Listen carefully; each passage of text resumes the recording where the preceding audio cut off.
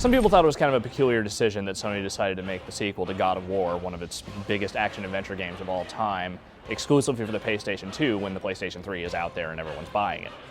However, when you actually start playing God of War 2, it actually starts to kind of make sense, considering God of War 2 really is kind of a fitting end to the PlayStation 2 generation. It's, you know, it is a fitting swan song because it is such a fantastic game and just it kind of embodies everything that went right with that entire system.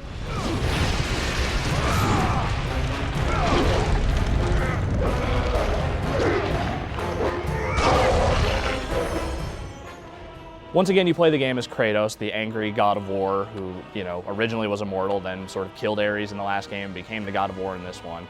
And you're off on another, you know, revenge-fueled adventure filled with all sorts of crazy puzzles and bloody combat, and, you know, it's a lot like the last game was. Of course, it's not a bad thing. In fact, a lot of what God of War 2 does is simply refine a lot of what made the first game so great. The game picks up pretty much where the last game left off. Kratos has sort of ascended to Olympus as the god of war, and you'd think maybe with the whole god thing he'd be, you know, a little bit happier, but no, not so much with the Kratos. Dude is all up on killing everything in Greece. He's got the Spartan army rolling all over the place, just, you know, laying waste to all the cities in the name of Sparta, and this is kind of pissing off the other gods. So he's essentially sent down to Rhodes in the middle of a fight with the Spartans and is deprived of his godly abilities.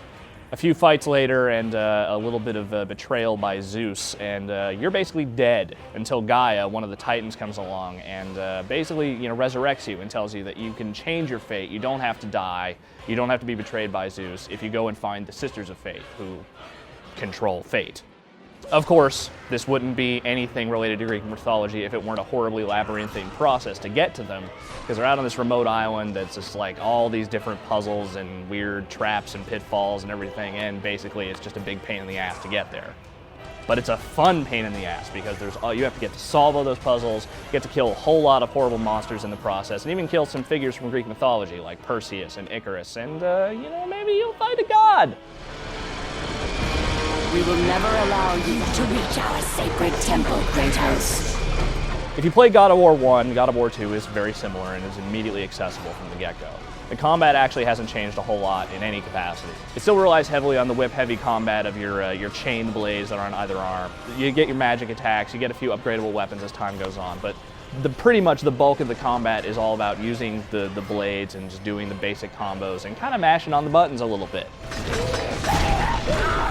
There's also all the context-sensitive attacks where if a button icon appears above an enemy's head, you can just press the button and start this little mini-game sequence where you press buttons and do something really horrible and brutal and kind of gory and disgusting to any number of the various bosses in the game.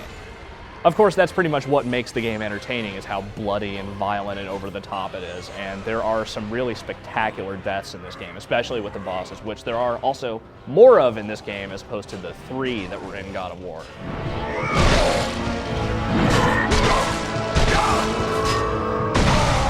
What really has improved and changed from the last game, though, is the level designs and the puzzles. The puzzles still pretty much follow the same framework as the last game, so you're still kind of, you know, pushing a lot of levers and hitting a lot of switches and moving blocks around and all that, but the way the game is paced out and the way the puzzles are set up and the way the levels are designed, it really feels like it's keeping you moving along at all times. It's hard to get really frustrated with the game, and it really feels like they just tightened it up to the best degree they possibly could. The game itself also ends in a bit of a lurch. It doesn't fully wrap everything up. It kind of leads you to believe that, oh yeah, no, this is just going to keep going in the next sequel, which will probably be on the PlayStation 3. But at the same time, it does tie things together pretty nicely. It's got some good boss fights that precede it, and it doesn't leave you with, like, you know, just a lame cutscene. It's like, it actually is pretty awesome what happens.